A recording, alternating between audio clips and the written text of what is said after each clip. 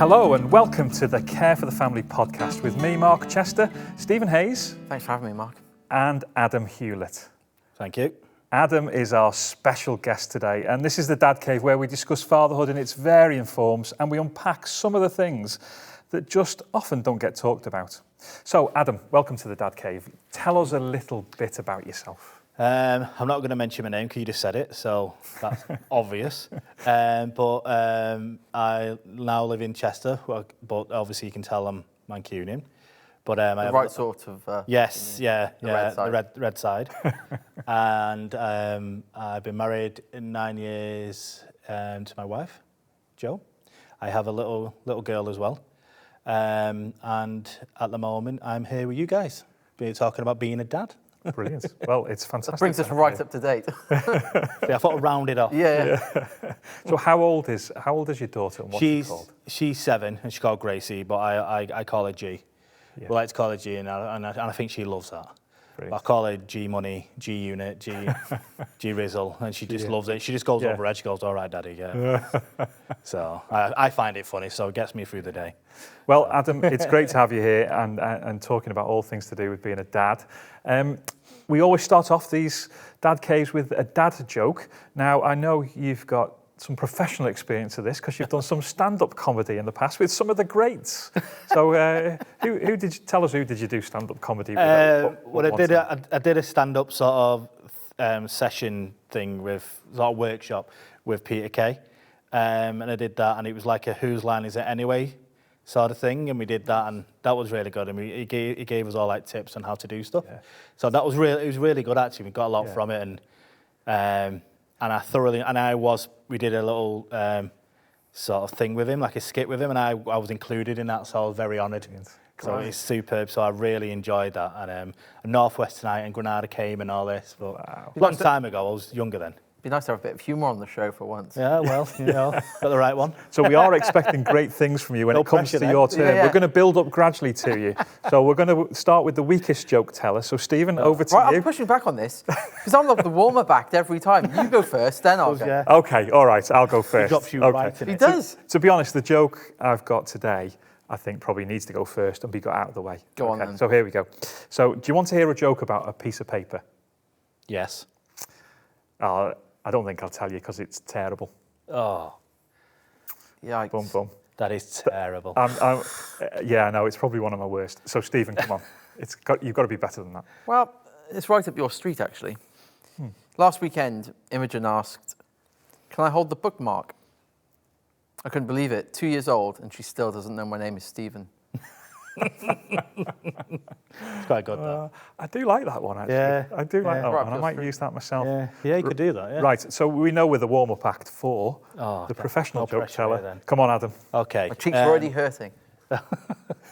So, I've got a joke that I was going to tell you about a time machine I built, but you guys didn't like it. That is good. Fair play. Original? No, actually, no. I think it was out my joke book for 7-year-olds. So, Nice. Back to the Future. Classic, Yeah, really. it works on at least 3 levels as far as I can tell. At least 3 levels. At least. Past, present, and future. Exactly, yeah. See, hey. See that? Literally couldn't write it. Yeah. Bouncing right off each other. You see, yeah, you've just got something there, that Where's the understanding, bats? haven't you? I guess it's both being Manchester United supporters, maybe. Yeah. That does it. We've got a strong sort of bond. Yeah. Well, let's move into the topic that we're going to discuss today, because we're going to be talking about what it's like to be a dad who has struggles with his mental health and how our mental well-being affects us in the way we parent our children. So, Adam, perhaps you could tell us a little bit about your story. Yeah. So I think from a young age, I think I was always suffered with my mental health, but I didn't realise it was. I think I was always very anxious about things. I didn't want to do other stuff that children wanted to do, but I didn't know that was it. I thought being a lad, I was being a bit soft. And I think you think that, I'm just being a bit mardy, and that's what you get told. So I just carried on with my life, not thinking about that, and carried on through my years, and just always had that slight anxiousness about stuff. And as I got older, I started to realise I was always very snappy, and always very angry about things. And I was like, why am I like this? And I just thought he was a bit like, because I'm a man, and a bit like my dad was a bit like this. So I thought, oh, I'm just naturally like my dad. And I was grumpy. And then later on, I realised once I got with my wife, it was more than that. I just broke down to her one day, I think, and we just literally, she figured out we need to go to the doctors. And they diagnosed me with anxiety and depression. And I'm from there onwards. Obviously, you know, I got help. But it took a long time. If you think about from when I got diagnosed with it, I was about 30. So probably took me a good, you know, in my teens, a good 20 years to realise that I wasn't just being, you know, a mardy or a soft lad. That I actually ended up, it was something that was a problem with me that I can't control. So that was a big realisation when it happened. And at 30, that's quite late then. yeah, I just thought I was just, like I said, just being a bit soft. I always thought that. I just thought, oh, I'm being pathetic.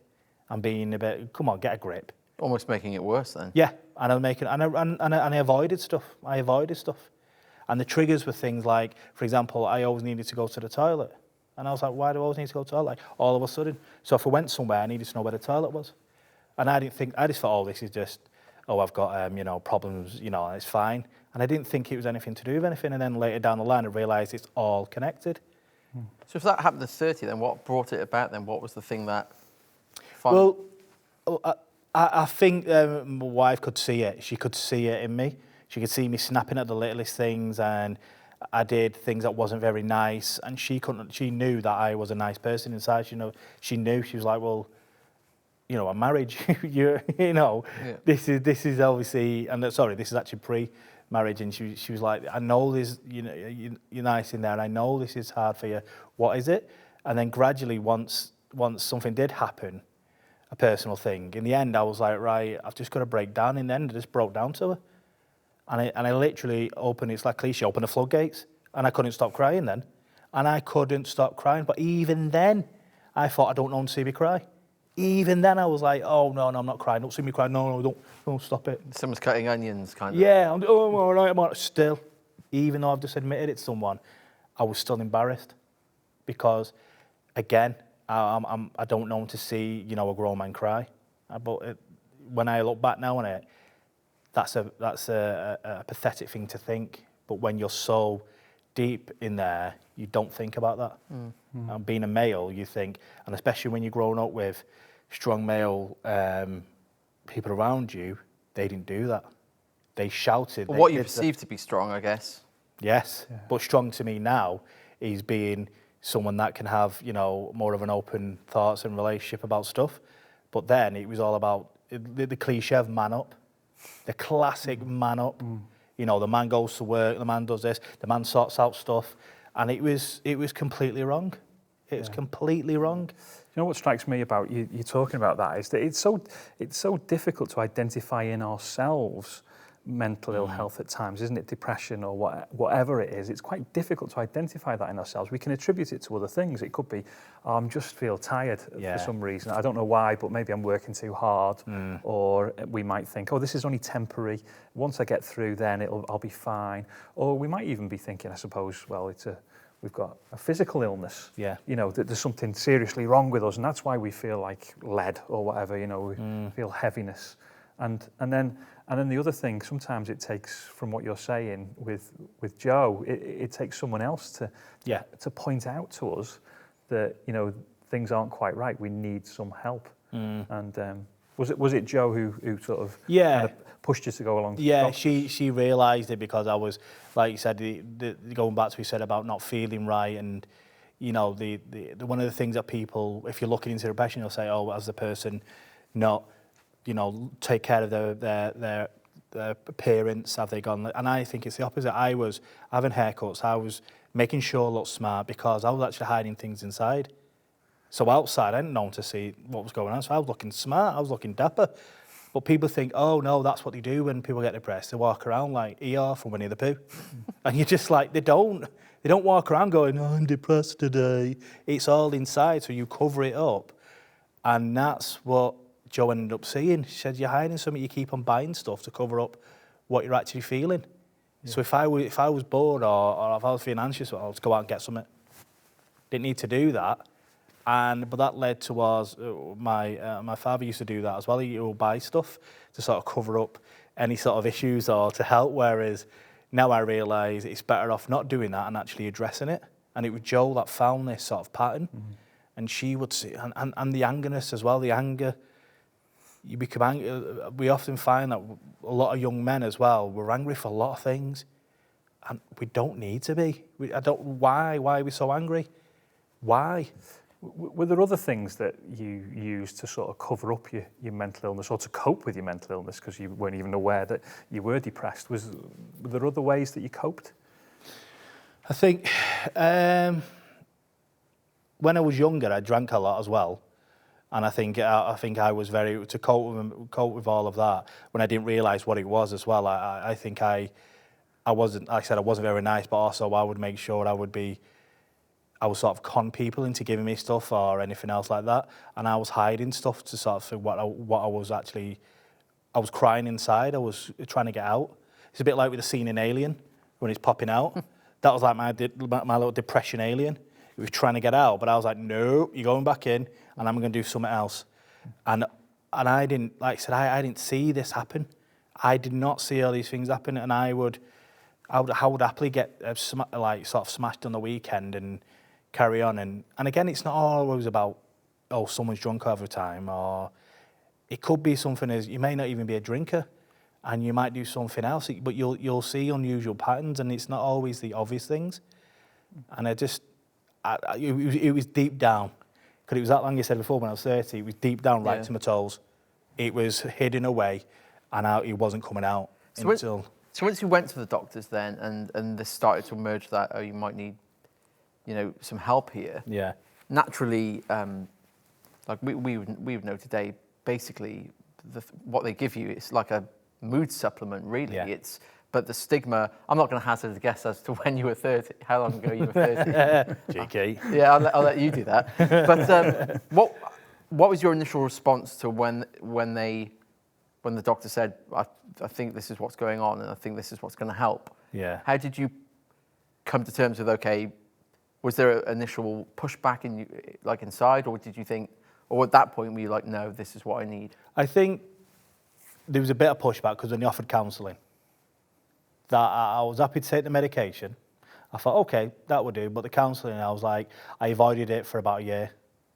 Because I was like, I don't want to speak to people about it. I don't want to. I can't, because if I open up, I'm going to open too much. And I think one of the worst times is when I think going to the doctor and saying, when they're asking you questions, have you ever felt like harming yourself? Have you ever felt like killing yourself? And you've got to be honest. And the fact that you're questioning it in your head, not going tick no, I'm going, it should be a no. Sobering, isn't it? Yeah. But in the end, you'll go in, do I? Whoa, and then it starts realisation of, this is bad. But gradually a realisation of the counselling, I did get round to it, and I did do it, and it was one of the most like eye-opening things, because at the end of the day, this person doesn't know you, so you can say, in a way, what you want. And it was great, it was a relief, and I felt like I was just given a luggage, unwanted luggage, and she was getting it and throwing it away from me, and it was hard to do, but I think it was beneficial, and that was the only pushback I had. I was a bit like, and also telling people as well. That was one of the things, but then a lot of people, once I told him, was like, that makes sense.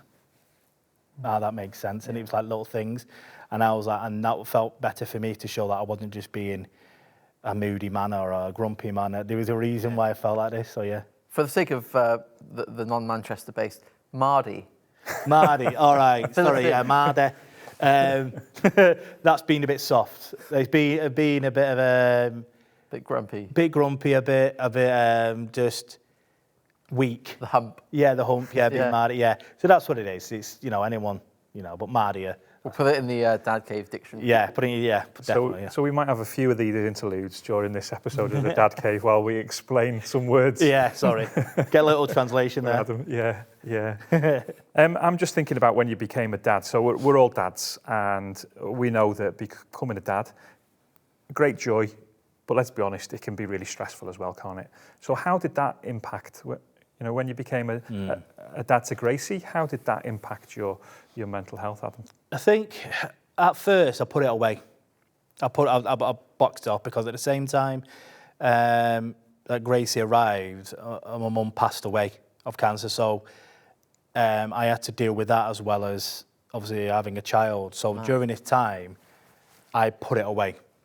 And then everything was sort of fine and it was going sort of okay, managing all right. And then we went on holiday one year and I was with Gracie. I was walking, just having a nice walk with her. And I went back and I said to Jo, I'm not feeling good. She went, how bad? I said, just don't want to be here anymore. That's it. I just want to kill myself. And she was like, what? And we was on holiday. We was on holiday, like somewhere where you feel you're relaxed. And feel somewhere where you feel sort of chilled. No. I thought, I had an idea in my head, once we go back, that's it. But I had my girl there, and I was like, why would I think that? My girl's she's my amazing, she's precious. And so... Was that quite scary to have had, gone there in your head? Yeah. Were you almost having a conversation with yourself? Yeah. Yeah, I knew. So the one thing I realised I had to say it quick. I had to say it quick, because if I don't say it, it'll take over. So I had to say it, and I remember it, and I remember it clear as day, because the rest of that holiday, I remember Jo watching me like a hawk. I got to the pool, and if I went to her to the bar, she was like, where are you? He was gone more than 15 minutes. And it was like, no wonder she felt like that. So I had to tell her all of this stuff. But at the same time, I was like, why am I feeling like this? All I wanted is a child in my life, and now I feel like this. And it felt like it was quite a big burden. And actually, ironically, felt like I was letting Gracie and Jo down. And that's quite weird, because I thought, if you take me out the picture, they can live okay. Man. I remember the first one of these we were talking about, my daughter was only, I think, 8 months old at the time, and I was kind of commenting on how in the journey of having Imogen, at no point were there any checks as to how I was doing. Yeah. And that's not at all to say the level of checks they give the child and the mum. I want that. I was happy with that. Yeah. And that's true whether it be, through birth or adoption or whatever the case may be. But I think the fact that there was no check on how's the dad doing mentally, any of that was quite. I didn't even realise it at the time, and then we started discussing things, Mark. It kind of struck me that I was like, oh yeah, at no point in this whole thing has there been any point in the process to be like, how's dad doing? Yeah. And you do kind of feel a massive sense of pressure and responsibility, and it doesn't often get talked about, does it? No. I think that's a great point, because if you're not asked the question, then it's almost you feel like it's not valid to be experiencing this, because mum's been asked the question, so it's clearly okay for her to experience because she's been asked how is she mentally. If you're not being asked the question, I guess you might think, well, it's not valid for me to feel like that. I've got to be somebody different rather than rather than to address what's going on inside. Yeah. Yeah. I think it was interesting that it was at the point where you should have been at your most relaxed, where you felt the weight so almost most tangibly and most potently. I think it goes without saying over the past year, people who've had zero mental health issues in their life would now know what tangible anxiety feels like. Yeah. And so I think that's true across the board. And I've had moments in the last year where I've just been like, I felt the anxiety in a way that I never have before. But I've kind of written it out quite well.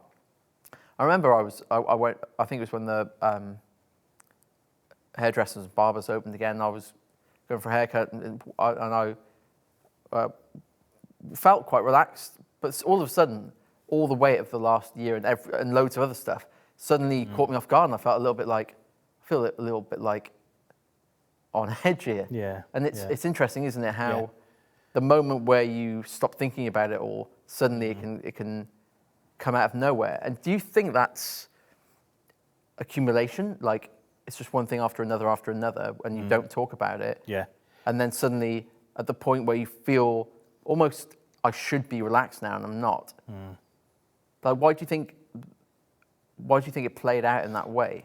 I think you're, the two things to that. I think one of the things is you can have, going back to the relaxing, I could have all the things in the world. You could have millions of things. You could be a millionaire. You could have you think you're a happy life. You're running around, you're happy, but you can still feel lonely. You can have everything you want. You can have 1,000 friends, but it's in here. You can feel lonely. And that's what I felt at that time when I was on holiday. And I had all the things I wanted. It was nice. I felt lonely. I felt like that was me and the world was over there. And if you just blow me away, no one would notice. And you feel so lonely. The way, and the best thing I found by obviously managing certain things was now is by saying how I feel straight away, or at least texting someone. And during this period, I realised if I end up just saying how I feel, even a little bit, it helps, because what it does, it lifts you off again.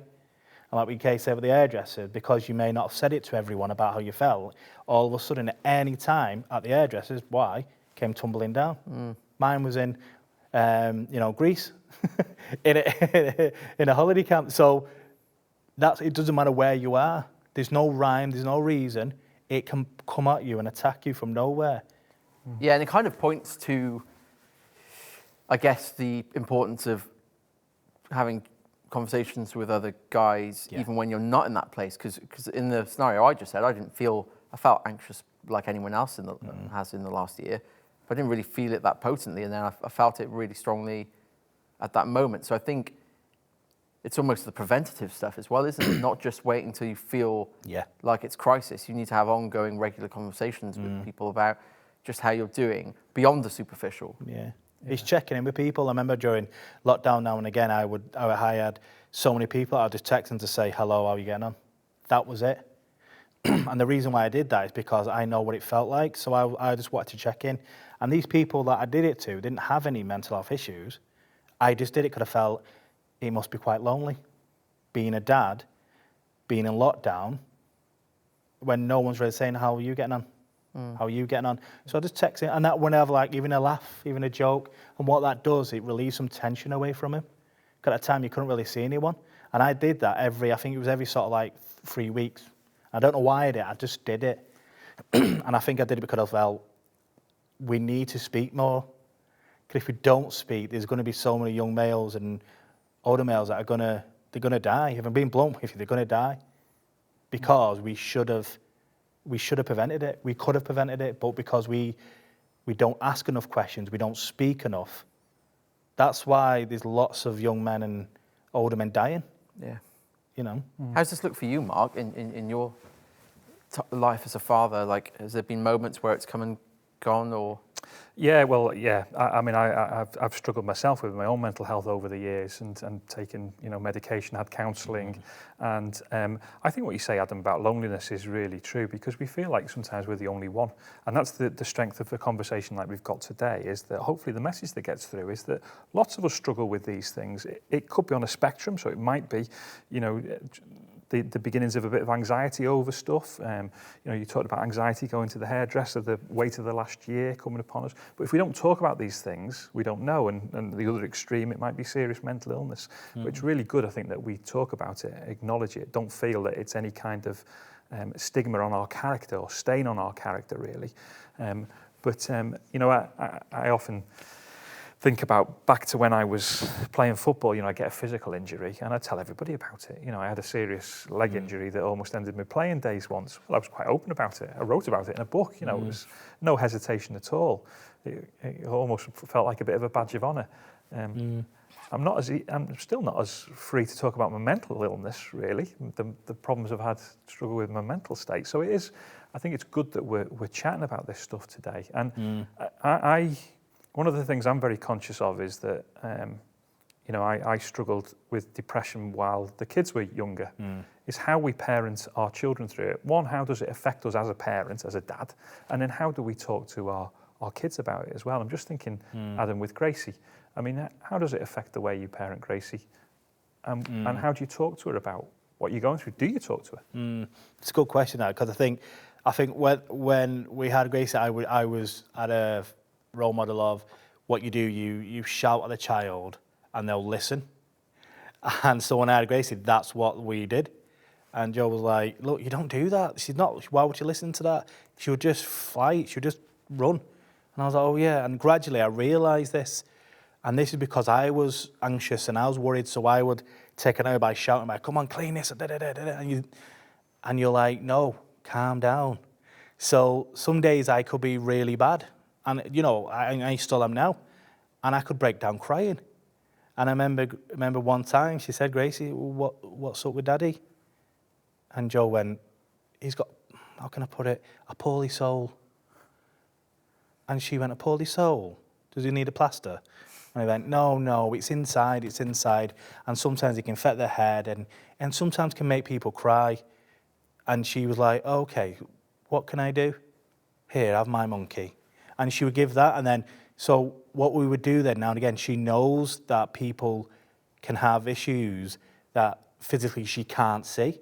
So when I have a bad day, or I break down, I could be, so Daddy's a bit poorly sold today. Okay, that's fine. She knows. And that, I believe that's made me a better dad, because she can then come to me and ask me anything, and I can tell her, no, within reason, anything as well. There's a line in, let's be honest. Yeah. So I can tell her this stuff now, but because we're open with her, she's open with us, hopefully. And I believe that becomes a better relationship, because what I don't want is for her to not come to me because I'm a male. I want her to come to anything. There's certain stuff I can't understand as she grows up and goes into puberty and things like that. And that's fine, but I don't want her to feel that she can't come to her daddy over anything. I felt like that I couldn't go to my parents or my dad, and I don't want that. And that wasn't his fault, that's just the way it was. So I want to change the way I parent. I might have this anxiety, depression, I might have this issue, but I want her to know she can always come to me for everything. Yeah. And hopefully that helps her, really. So you're being very open with it. Do you think, as Imogen gets older, Stephen, do you think you'll be will you talk about these things with her, do you think? It's a good one. I've not really thought about it in great depth. I think post-pandemic, like, life is different, and I believe it's a generational thing, isn't it? And I think the conversations about mental well-being in younger people is going to be far more commonplace going forward. So I think I'm probably of a generation as a parent where this is going to be normal to explain if, mummy's just, having a poorly soul day. That's such a sweet way to put it. And I think age-appropriate conversations will happen if there's times where other people are feeling down, whereas in years gone by, we might have just brushed it off. There's probably an opportunity now to drip feed information about what it is to make sure you're feeling okay, communicate your emotions, which we're trying to do even now, almost subconsciously. So if she kicks off, are you feeling sad, Imogen? Yeah, sad. So giving her some vocabulary for what she's feeling, even now. And I think that's kind of just happening organically, probably because, not because we're super parents, but because of the age where we're parenting in, where it feels more natural. Whereas, as you say, previous generations, it just wasn't, it's not they chose not to speak about it, it wasn't even on the radar to speak about. And many men wouldn't have even known what was going on inside them. It's just, that kind of image of parents of ages gone by, just kind of the father just kind of sits and seethes and doesn't really engage with his children. Like, that kind of image, stereotypical as it might be, probably has some sort of mental health struggle under the surface of the pressures or whatever it might be. But it's almost like talking about this stuff it's almost like when you're sat in the classroom and you're like, don't really understand what she said here. And you think, I'm not going to be the one to ask. But actually, if you ask, the chances are there's at least 6 or 7 other kids in the classroom also thinking, I didn't capture it. And if you're the one to ask, then the other kids think, oh, thank goodness. So I think as guys, it's like you kind of, where you can, be the one to model that and try and, you can't do it with everyone, of course, but with the men you're closer with, model what it is to be like, yeah, do you know what, I haven't felt amazing this week, and you know, explain a little bit of why. Because the chances are there's a couple of other guys you are friends with who are also feeling that, and it's almost like the asking the question thing. If you're the one to do it, it might encourage other guys to start speaking more. Yeah, I love what you say about helping children name their feelings, because that's really right at the start of this, isn't it? It's just allowing them to name their feelings. So if Imogen says she's sad, working with that, you know, rather than saying, well, what have you got to be sad about? Or you'll feel better later, and shutting it down, but actually allowing her to express. And this is the easiest point in your entire life. Yeah, you've got all the toys in the world, don't worry about it. No, I'll just bought you a Peppa Pig set, you're great. You know, it's not these things that the children have got feelings, and this is what, with Gracie, she often will do her feelings through her monkey. She'll say, monkey's nervous because we're going somewhere. Always monkey. What does monkey feel? Oh, monkey needs a cuddle. Okay. Does Grace need a cuddle? Yeah, okay, I'll have a cuddle. What a sweetheart. And that's what she does. She does it through that. And I think if you're, again, as you're saying, if you're open with them and if you give them obviously more of that sort of openness, I think that will help. It's not easy to do because you have to address your own concerns. But if you do that, you could become, they'll remember it when they're older. They'll remember that. I remember when you told me this, Daddy. And it really stuck to me and made me think, okay. And it really helped me. You just never know. No. You know. One of the things that's sort of intriguing me about this conversation is that you guys are 2 of the most sort of humorous people I know. You see the funny side of life, both of you. And we're talking about some serious stuff here. So what part does humour play for you in coping with the ups and downs of life and with the ups and downs of parenting? I'll hand over to the professional. I'll call it professional. But, no, yeah, massive. For me, humour is massive because it is such a taboo. And I think with any sort of taboo subjects, people don't want to speak about him. So with me, I thought, how can I get over this conversation without people going under? Without people going, oh, this is a grim conversation. Cheers, Ad. Only met you for a coffee. Now I feel down myself. Thank you. And I'm like, oh, what am I supposed to do? So when I see it, when I talk to me, I go, bear with. You might be feeling rubbish after this, but I'm going to talk about mental health. All right? You all right there?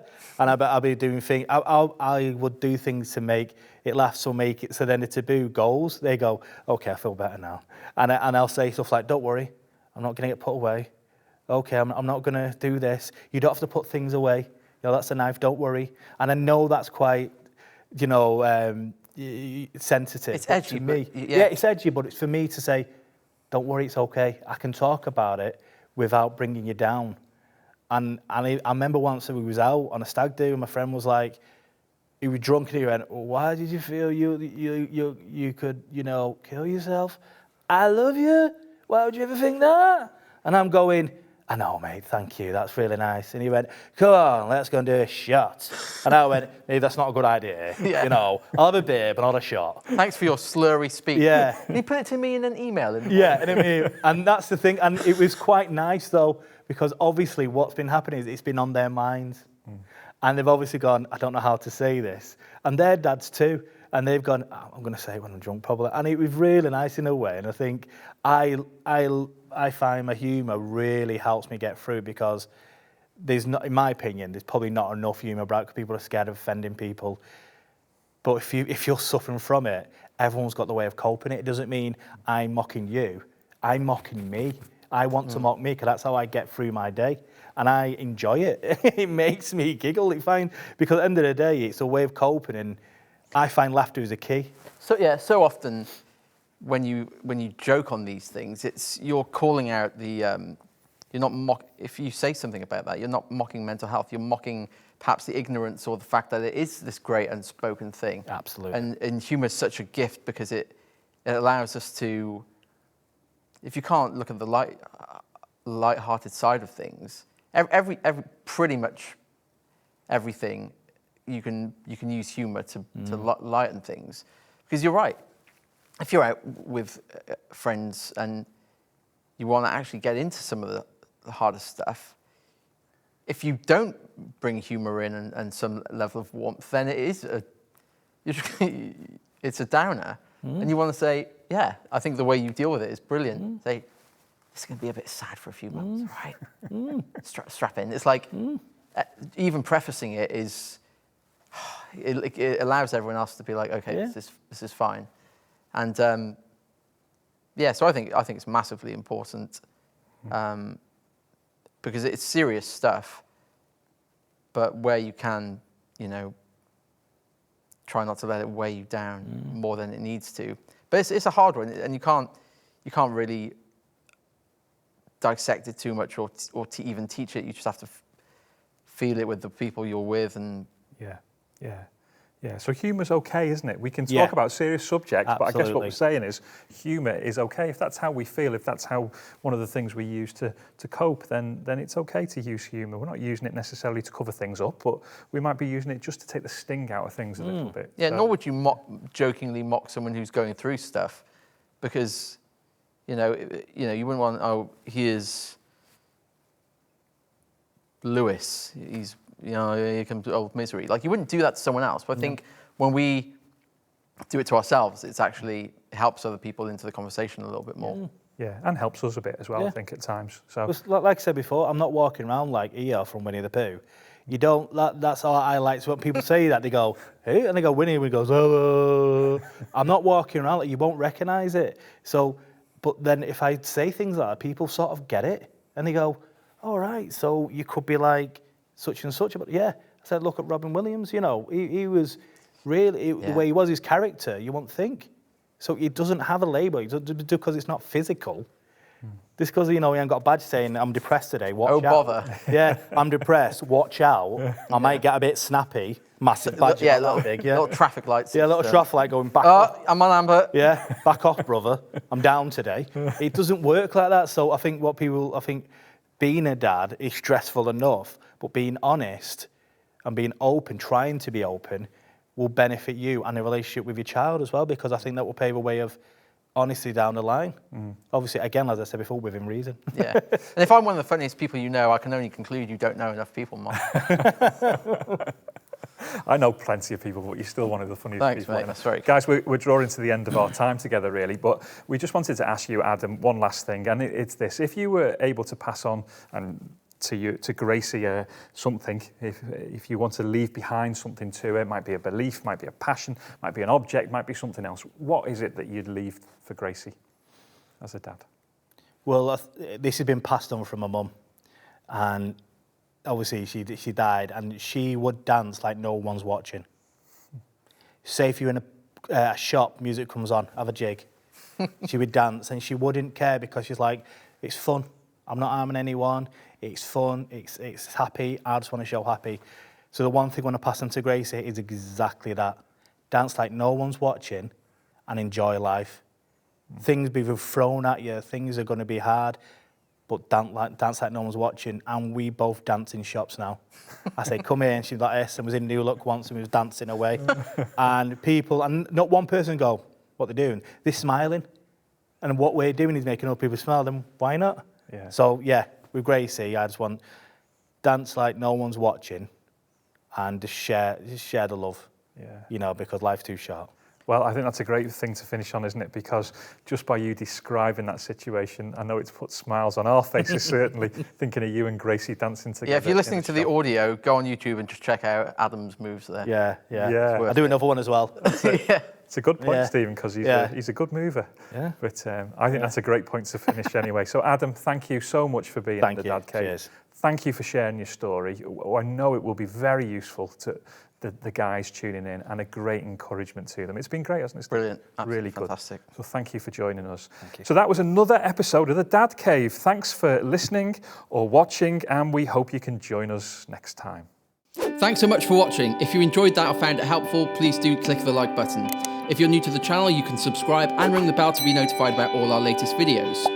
Finally, if you're in a position right now to support Care for the Family, you can do so following the link in the video description.